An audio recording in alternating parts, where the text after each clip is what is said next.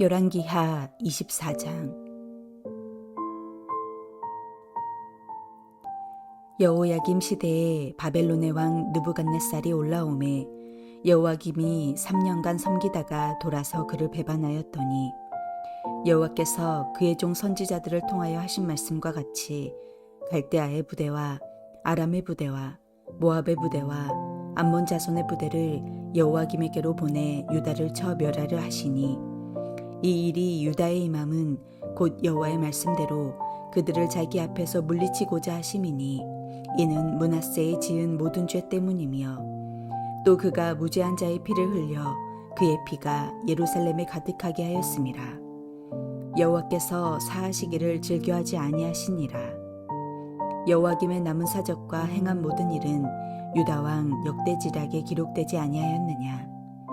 여호야김이 그의 조상들과 함께 자매 그의 아들 여호야긴이 대신하여 왕이 되니라.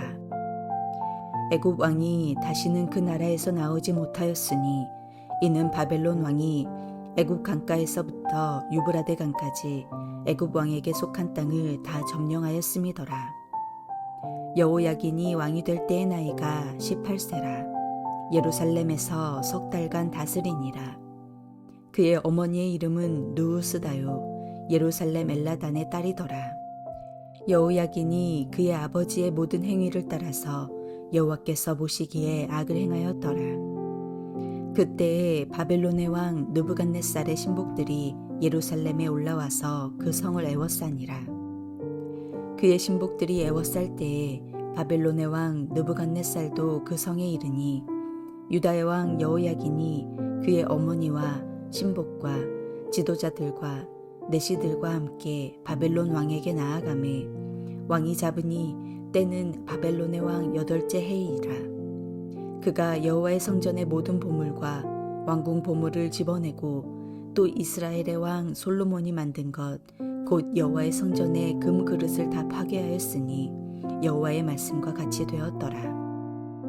그가 또 예루살렘의 모든 백성과 모든 지도자와 모든 용사 10,000명과 모든 장인과 대장장이를 사로잡아 가매 비천한 자 외에는 그 땅에 남은 자가 없었더라.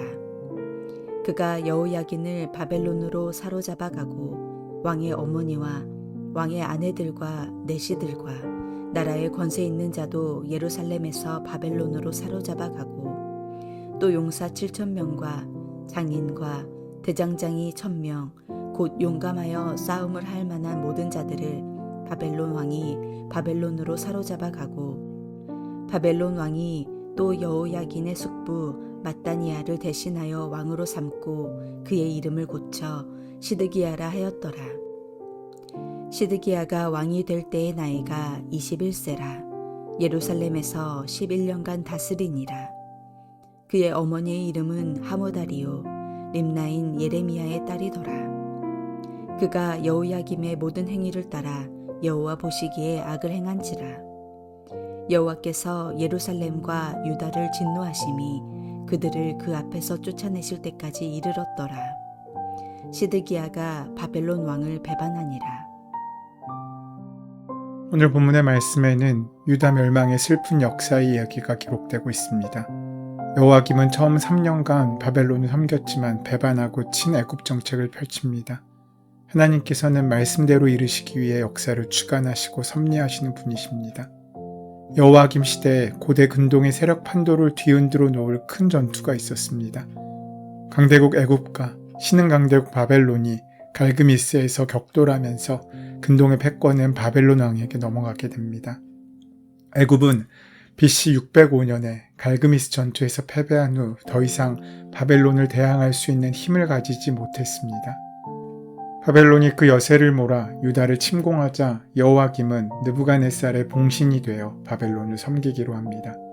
그러나 애굽까지 정복하려던 바벨론의 시도가 실패하자 여호야김은 3년 만에 바벨론을 배반합니다. 이는 느부갓네살이 유다를 재침공하는 구실이 됩니다. 결국 바벨론은 그 봉신 국가들인 갈대아, 아람, 모압, 암몬을 일으켜 유다를 치게 하는데 이 모든 일을 행하시는 분은 하나님이셨습니다. 바벨론이 유다를 침공한 것은 말씀이 성취된 사건으로 우리는 이를 통해 하나님께서 역사의 주관자이심을 분명히 알 수 있습니다. 2절 말씀에 여호와께서 그의 종 선지자들을 통하여 하신 말씀과 같이 유다를 쳐 멸하려 하시니 라고 되어 있습니다. 특별히 므낫세의 죄를 성경 기자는 지적하고 있습니다. 열강에 의해 침략받은 것처럼 보일지라도 이 모든 일은 하나님의 심판이며 유다의 죄악 때문이었습니다. 여호와김이 죽고 그의 아들 여호와긴이 18세의 왕으로 세워지지만 그는 이미 바벨론의 세력 아래 아무것도 할 수 없는 허수아비와 같은 존재였습니다. 쇠사슬에 결박된 채 포로로 끌려간 여호와김에 이어 왕위에 오른 아들 여호와긴 역시 바벨론의 침공으로 석 달 열흘 만에 폐위됩니다. 악한 왕으로 평가받았던 여호와긴의 짧은 통치는 하나님의 징계였습니다. 악은 사람의 마음 안에 품은 동기와 연결됩니다. 이후 바벨론의 느부갓네살은 여호와긴을 대신해 그의 숙부 mat단이아를 시드기야로 계명하고 유다 왕으로 세웁니다. 유다는 바벨론의 종속국이 되어서 주권을 상실하게 되는데 이는 하나님을 배반하고 하나님의 계명을 저버린 결과였습니다. 하나님께 등 돌린 유다 백성이 바벨론의 종이 된 것처럼 하나님을 떠나는 것은 자유를 상실하는 결과를 만들 뿐이었습니다. 이런 어려움 속에서 하나님께 나올 만도 하지만 그는 자기 아버지 여호와긴과 마찬가지로 하나님 앞에서 악을 행했을 뿐입니다. 그것도 잠시.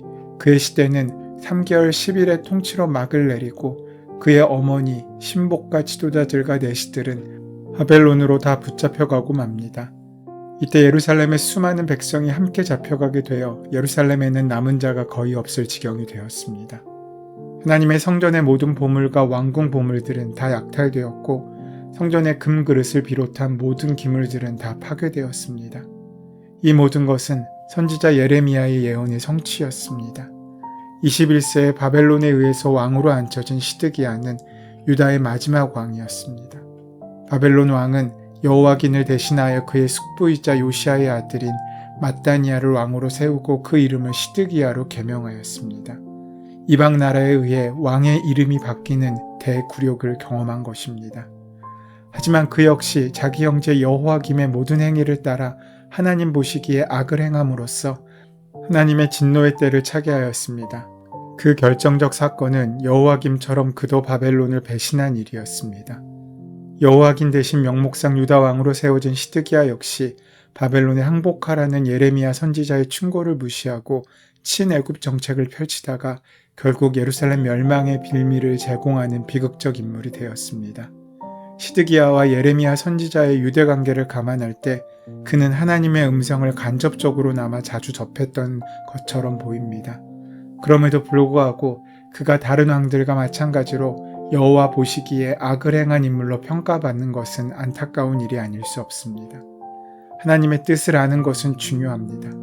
하지만 하나님의 뜻에 순종하는 것은 더욱더 중요합니다. 말씀을 듣고도 순종하지 않는 것은 더 큰 죄입니다. 하나님의 뜻에 대한 지식은 행함이 있을 때야만 그 가치를 드러내는 것입니다. 요시야 왕에게는 네 아들이 있었습니다. 그들은 요하난, 여호와김, mat단이아, 여호아스입니다. 그처럼 경건했던 요시야의 세 아들이 모두 왕이 되었지만 아무도 그 아버지의 경건을 흉내조차 낸 아들은 없었습니다. 그들은 모두 하나님 보시기에 악했습니다. 그리고 어리석기까지 했습니다. 그들은 하나같이 여호와 앞에 악을 행했습니다. 요시야 왕은 경건한 왕으로서 종교개혁은 일으켰지만 아들들을 믿음으로 바르게 세우는 일엔 실패했습니다. 물론 경건한 부모 밑에서도 얼마든지 삐뚤어진 자식이 나올 수 있습니다. 다만 요시야 왕의 사례를 통해 배우는 한 가지 중요한 사실은 사회개혁을 추진하는 것도 중요하지만 그것보다 먼저 자신을 개혁하고 자신의 가정을 개혁하는 일이 먼저 해야 한다는 것입니다. 살다 보면 모순적인 일을 많이 봅니다. 그것 때문에 불평과 하늘, 사회와 다른 사람을 향해 쏟아붓는 사람들도 많습니다. 그러나 정작 중요한 것은 세상의 모순을 발견하기 전에 자기 모순부터 발견하는 자세입니다. 세상을 탓하고 원망하기 전에 자기의 부족함을 인식하며 자기로부터 개혁하고 자기로부터 관리하려고 해야 합니다. 세상의 부조리한 모습을 보면서 내게 힘이 있으면 세상을 한번 뒤집고 싶다는 생각이 들지만 그 세상을 뒤집기 전에 먼저 뒤집어야 할 것은 나의 존재이고 내 마음속에 있는 자아입니다. 하나님 안에서 자기 혁명부터 온전히 이루어내야 세상을 변화시키는 선한 은혜의 시작이 될 수 있다는 것입니다. 요새 개혁이란 말을 많이 하고 개혁할 것이 많다고 하지만 자신부터 개혁되지 않으면 그것은 아무 의미가 없습니다. 또한 인사관리나 재정관리 등 관리의 중요성도 많이 이야기되지만 가장 중요한 것은 자신을 관리하는 자기관리입니다. 자기관리에 철저할 때 세상과 환경을 변화시키는 힘이 거기에서 나옵니다. 그들은 하나님께서 보내신 선지자 예레미야의 말씀을 조금 더 경청하지 않았고 그 말씀에 반응하지도 않았습니다. 이 모든 상황은 말씀대로 이루어지고 있는 것입니다. 또한 말씀대로 이루어 가실 것을 우리는 기대해야 됩니다. 오늘 본문의 말씀을 보면 하나님께서 유다의 재난과 패망 전에 먼저 선지자들을 통해 무수히 많은 말씀을 주셨음을 우리는 볼 수 있습니다. 당시 예레미야는 시드기야가 바벨론을 배반하고 애굽과 동맹을 맺으면 백성들은 죽고 나라는 망한다고 계속하여 하나님의 심판의 말씀을 선포했습니다. 그러나 반바벨론 정책을 주장한 신하들은 우유부단한 시드기야 왕을 설득해 바벨론을 배반하고 친애굽 정책을 펴게 했습니다. 그때 거짓 선지자들도 거짓 예언으로 반바벨론 정책을 지지했습니다. 결국 참된 선지자의 말을 듣지 않고 거짓 예언에 미혹되어 패망에 이르게 된 것입니다. 만약에 시드기야가 하나님의 말씀에 조금만 더 귀를 기울였다면 그 역사는 달라졌을 것입니다. 거짓 예언에 귀를 막고 참된 말씀에 귀를 기울이면 그때부터 승리의 역사와 극적인 반전의 회복의 역사가 시작됩니다. 왜 초대 왕이었던 사울이 비참해졌습니까? 그것은 처음 받았던 말씀을 버렸기 때문입니다. 말씀을 버리면 하나님의 버림을 받습니다. 왜 다윗이 이스라엘의 최고의 성군이 될 수 있었습니까? 그것은 그의 인격적인 도량이 훌륭해서가 아니라 날마다 말씀을 가까이 했기 때문입니다. 말씀을 가까이 하면 하나님께서 그와 함께 가까이 해주십니다. 또한 말씀에 귀를 기울일 때 하나님께서는 그 기도에 귀를 기울여 주십니다. 영어를 잘하려면 영어책을 가까이 하듯이 영혼이 잘 되려면 우리가 말씀으로 나아가야 합니다. 더 나아가 그 말씀에 힘써 순종할 수 있어야 합니다. 말씀 안에서 선한 결단을 하고 순종하면 엄청난 변화가 우리 삶 가운데 드러나고 나타납니다. 죄가 어떻게 세상에 들어왔습니까? 그 시작은 아담의 불순종 때문이었습니다. 그 죄가 어떻게 처리될 수 있었습니까? 그것은 십자가까지 감당하신 예수님의 순종 때문이었습니다.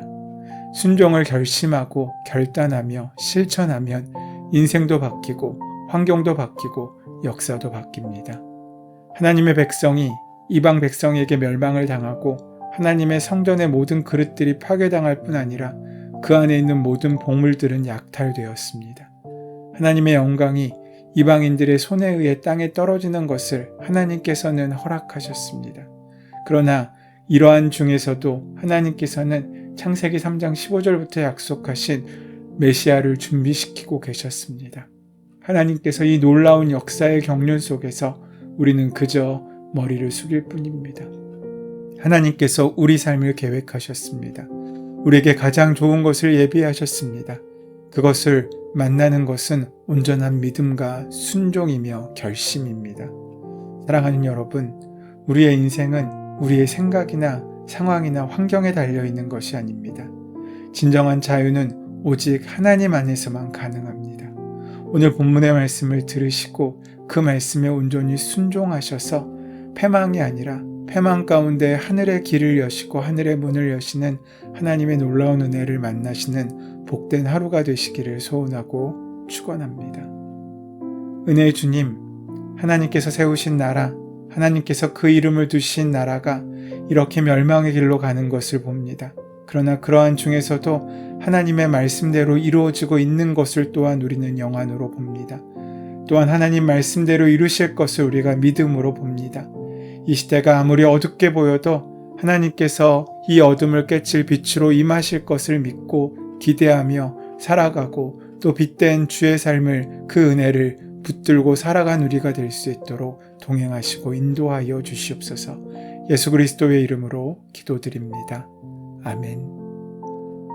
이제 오늘 우리에게 허락하신 말씀이 나에게 주시는 말씀으로 만나지기 위하여 함께 본문의 말씀을 묵상하시고 기도하시는 시간 가지도록 하겠습니다. 함께 기도합니다.